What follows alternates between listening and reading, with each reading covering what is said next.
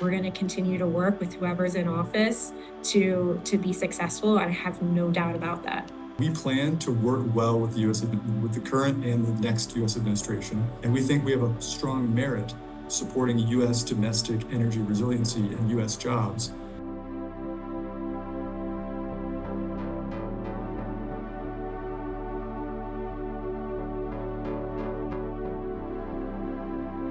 So, look, we have been in administration changes before.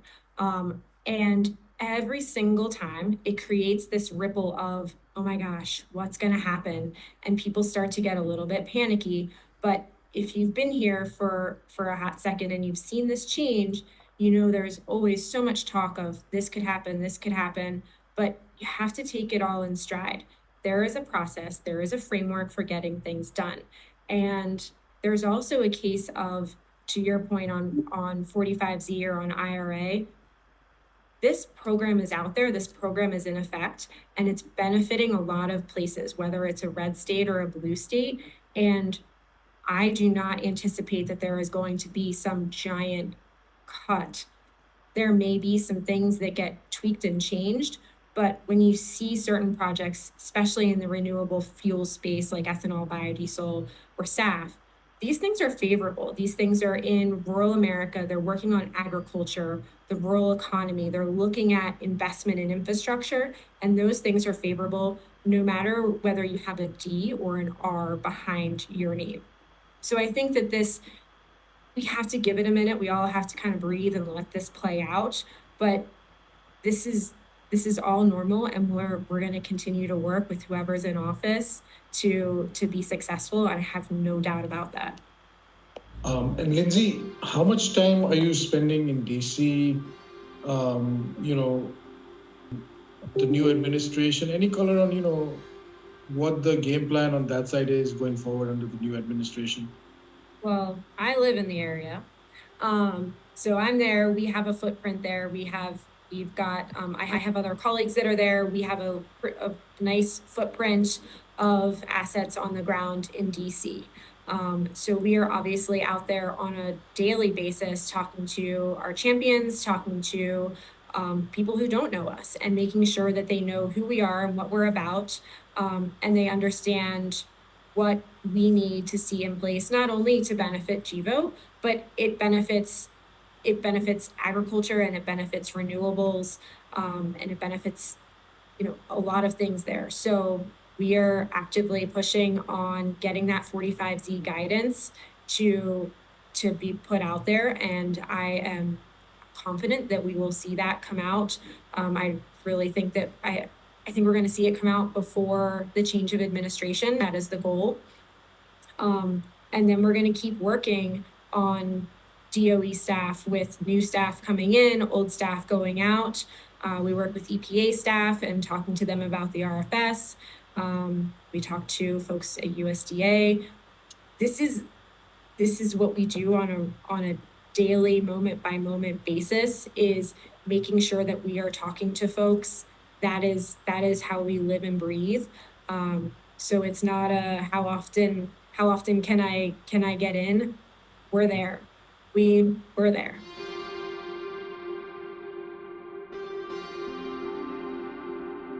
So I think the first thing I want to say on DOE specifically is, look, we're working to get this closed in a timely fashion, and we would be doing that no matter who is in office. So that's a given.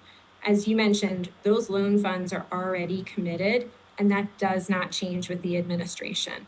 And the way we view this project, and a lot of people view this project, is it's a win for American taxpayers and farmers and consumers, and that really does transcend party lines. So the IRA portion is, like you said, is separate, and there are various programs within the IRA that kind of hit all of those buckets, but where we are playing, we hit all those buckets. So people ask us this all the time, and it's understandable because it's a cornerstone of our net zero one financing, and we've been working on it for a while. The conditional commitment is a huge milestone. In our view, the current and the next administration can't simply take that away because it's a commitment.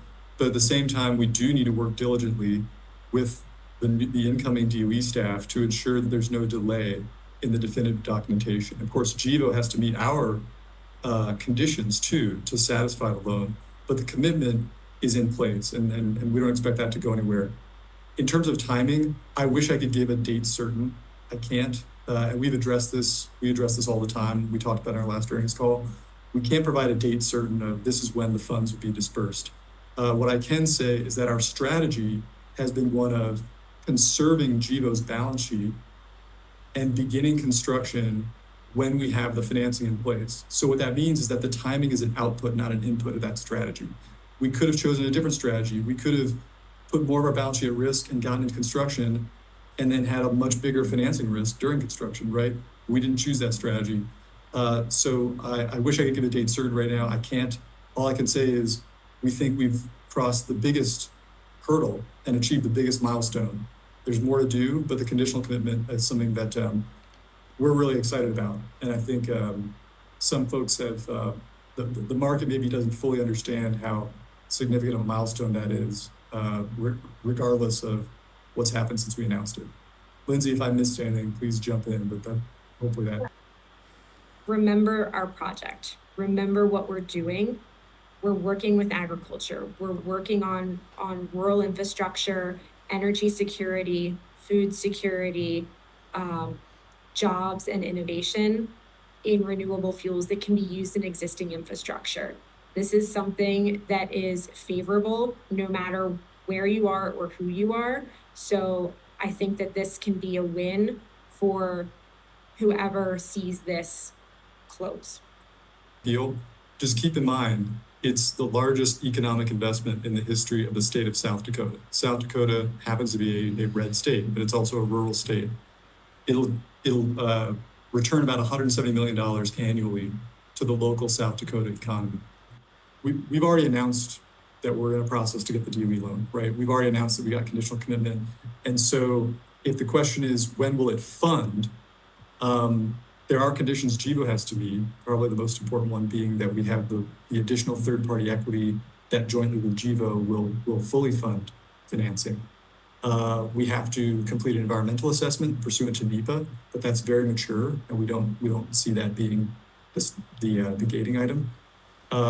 We have said that the Summit Carbon Solutions Pipeline is important. The reason it's important is because it sequesters CO2 from the plant, and we put a lot of effort into harnessing, taking that CO2 out of the atmosphere, separating it from value-added products like protein for animal feed that feeds people ultimately, and from the sugar that becomes the fuel ultimately, and then pump that underground. We worked really hard to do that as cost effectively as possible. And we want the plant to get rewarded for that, and then to be able to pass on a lot of those rewards to the local community. That's the goal. And so that is really important. And we've said that if it doesn't get approved, we have other sites that we're looking at, that we're considering. Having said that, if you look at our carbon intensity walk, it's a complicated situation in a good way for Gevo, because there are a number of tools for us to bring down the carbon intensity of that plant at or below zero. Without carbon capture, you can still have a very low carbon intensity. It's just not as low as it otherwise would be. So it's a little bit of a complicated story there, but I would say just high level, we've already announced the DOE loan, and we're moving forward regardless. I don't know, Lindsay, if you want to add to that.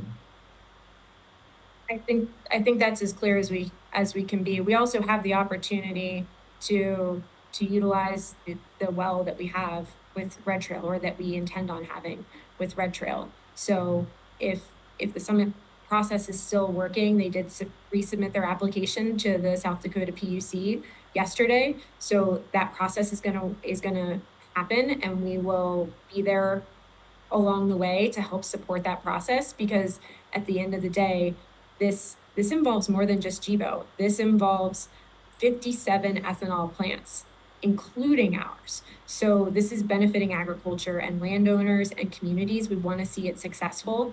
But at the same time, we have this option or potential option up at Red Trail, and we have options in other locations if we need to.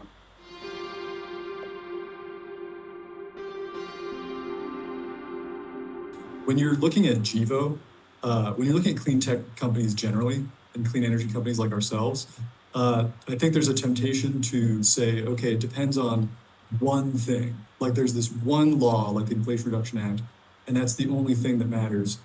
It does matter, it's important, but actually there's a whole constellation of state and federal and international laws and regulations that benefit Gevo. And so when you think about the risk exposure of Gevo in the clean energy space, particularly, there's a lot of resiliency that's built in. It's not just dependent on like the 45Z tax credit and the Inflation Reduction Act, even though that is important and we're focused on it.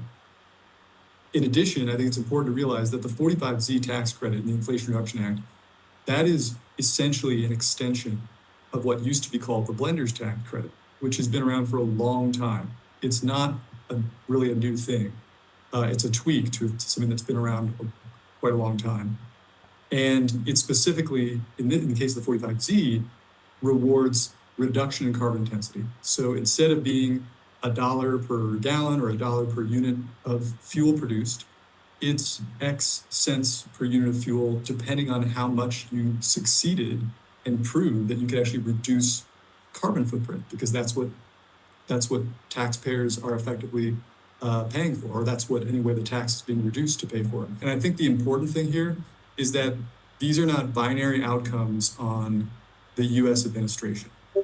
We plan to work well with the current and the next U.S. administration, and the previous U.S. administration for that matter. And we think we have a strong merit because of all the things we talked about, supporting U.S. domestic energy resiliency and U.S. jobs. But having said that, it's not just about who controls the White House. British Columbia has their own low carbon fuel standard, and Oregon and Washington and Canada has a Canada national CFR. And so Minnesota has a SAF tax credit, and so does Illinois.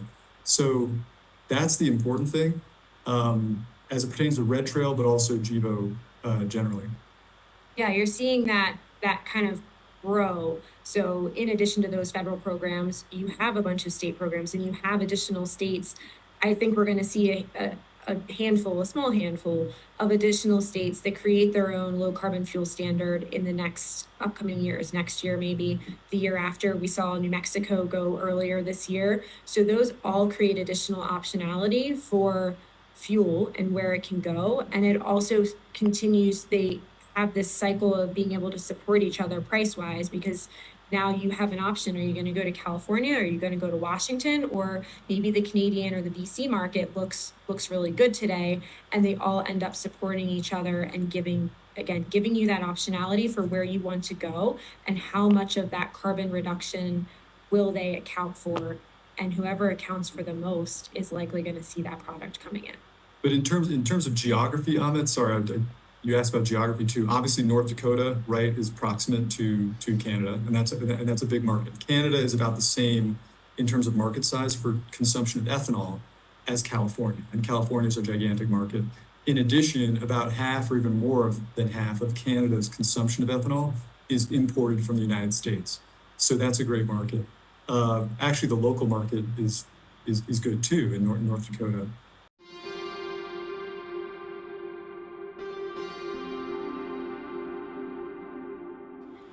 Key things that we're looking at. Let's get that 45Z guidance out so that we all know what we're working with. We will work on an extension when tax extenders time comes. We're already laying the groundwork for that, but when that time comes, we'll work on an extension. Working with DOE and LPO, obviously that is on our list of things that we are currently doing. So we will work with this administration and the next until we get this closed. That is our mission in life. That's what we're here to do. So I feel really confident in moving forward with whoever we're working with, and we're hearing names rolling out now for appointments. That's not going to happen until the end of January. So we'll work with transition teams, and then we'll work with who is in office, and we will get this done, and we will get this across the finish line because it's a good project and it's the right thing to do. Yeah, Amit, so in terms of, milestones and things that shareholders should look out for, I do need to remind you that we have achieved a bunch of milestones in the past 2 months that we frankly don't think we're getting full credit for at all, right? By my calculations, we're actually trading under the value of our cash on our balance sheet, in spite of the fact that we've made some major announcements in the past 2 weeks, not 2 weeks, 2 months. The acquisition of Red Trail, which will we expect to close in the first quarter, so that's one in the future, but also just in the past. The conditional commitment on our DOE loan for Net Zero 1. The fact that we've started selling fewer of the environmental attributes at our RNG facility in preparation for getting our final carbon intensity score with California. The biogas 45Z that's that should be on the horizon. You know, I wish I had a precise number for it, but it should be on the horizon. And a couple of patents on ethanol to olefins, our technology that we've been developing to pursue into an agreement we have with LG Chem. And our acquisition of Cultivate AI for Verity, which in addition to that, we're seeing Verity start to invoice customers. But Cultivate AI also brings over $1 million of revenue with it in 2024. So there's been a bunch of exciting things that I would say we're actually not getting full credit for even right now. But then if you look at the next few months, it's closing Red Trail. They have a shareholder vote on December 5th, and that'll be important. We're optimistic that they're excited for what we've offered them. There's, obviously closing the DOE loan, which is in the future too. But then there's other things too, like progress on Verity. We're going to see revenue growth at Verity, and we haven't provided a lot of details on that yet, but that's coming. It's coming soon. And then there's getting our final pathway through California with CARB for our RNG project, as well as claiming 45Z, biogas 45Z at RNG. That's in our future, because that takes effect in January. So those are all things in the future. If the things we just announced in the last 2 months aren't enough for you, then those are all the things that are in the future. Again, we're pleased that we've been re-rated, but I also do feel like there's been a reaction since the election. We have $300 million of cash on our balance sheet, including the restricted cash of $68 million. So, when we look at the way we're trading, we're very bullish, even when you look at catalysts that we've just announced. Thank you, Lindsay. Thank you, Eric. Congratulations on all the progress the company has made this year, and we look forward to seeing you hit all the other milestones next year and beyond. So thank you again for doing this, and with that, I will bring this to a close. Thank you, guys. Thanks, Amit. Thank you. And if you found this useful, please hit the like button and subscribe, and stay tuned for more updates. Until next time, bye-bye.